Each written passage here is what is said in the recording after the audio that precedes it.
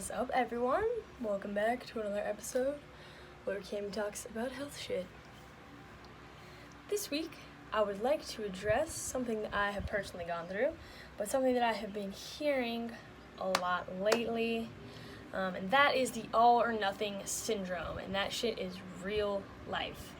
Like, have you ever been on a diet and then you eat one donut and you're like, fuck it, it's over with, diet's ruined, give me a fucking pan of ice cream, I'm eating it all. Like, that is an example of an all or nothing. So, like, you have this fixation on, okay, you do it, it's all or not at all. So you fuck up one little thing and then you're like, fuck it, who cares? Like, I've, like, cleared out a pantry of bad food in my house because I'm like, fuck, I ruined the day, I have to get rid of all of this food, I must eat it, obviously, in one sitting, like, that's plausible.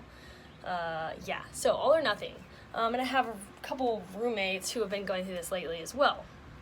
So in this video, I basically want to talk about a couple of things that can get you through the all or nothing mentality and things that I used as a tool to get through my all or nothing mentality, because I've 1000% gone through this.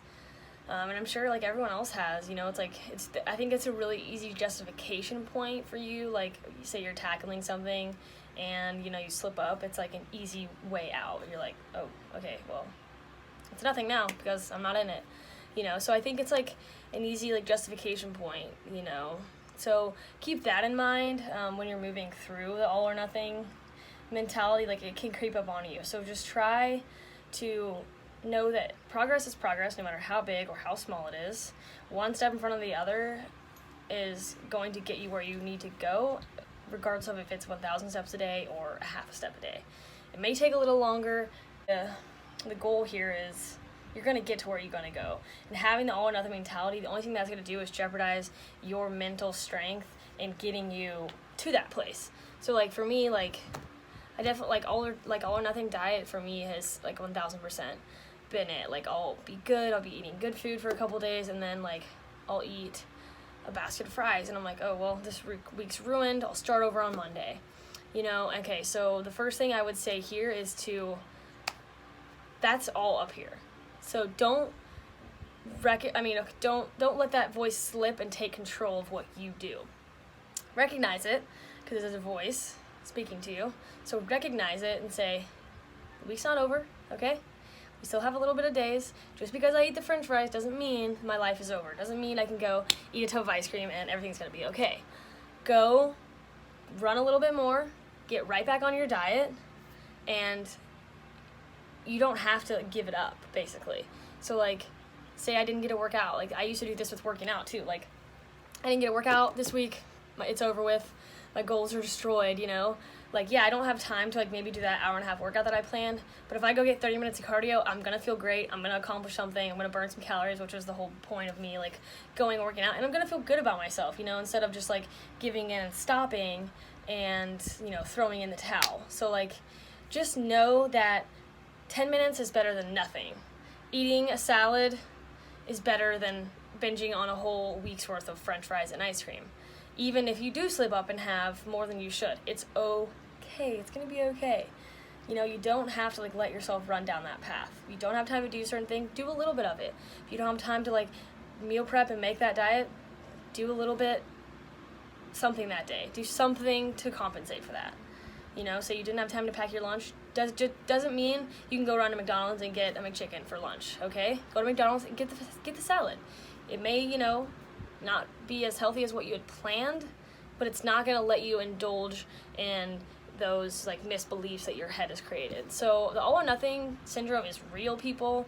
It affects a lot of people, and it can happen on an everyday, like, basis. So just know that a little bit means something, and it will go a long way eventually. Like I said, step by step, you're going to get to where you're going to go, regardless of if you had 500 steps planned that day or 2, you know. Take 1. That's progress. You have to be happy with yourself. Don't beat yourself up.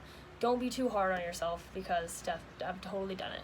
And it's only going to bring you back. So for all you people out there who have some goals this week or the weekend, you know, if you want to go out and have a good time with Cinco de Mayo, go enjoy your weekend.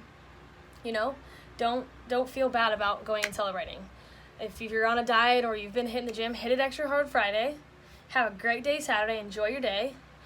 Do something a little bit Sunday. You know, don't go gorge and indulge in like total like Sunday brunch fucking hungover. Oh my God, I hate my life. Like, do that, but no, you know, you took a day, you enjoyed yourself, so you can have that brunch, but counteract it with having some water, getting some extra sleep that day, and you're still going to make a little bit of progress, okay? So don't be too hard on yourself.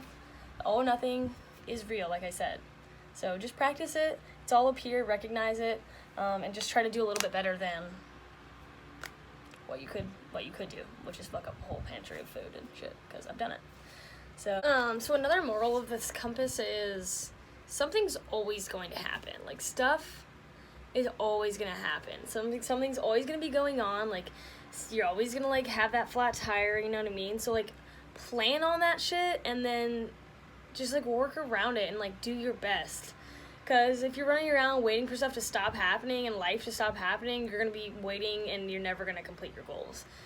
You know? So, like, I have a friend who something always is coming up, like, oh, well, I had an extra bill this month, so I couldn't pay for the gym, and oh, well, then I had this meeting late, and so I had to eat this, and someone brought food in, so I ate that instead of what I brought, you know, like, there's always something stopping them from their goal, and if they continue to let that something interfere with what they're doing, then it will continue to hinder them. But, like, if they, you know, take control of that and, you know, slap it in the face and be like, no, I have control of this all or nothing BS, you know,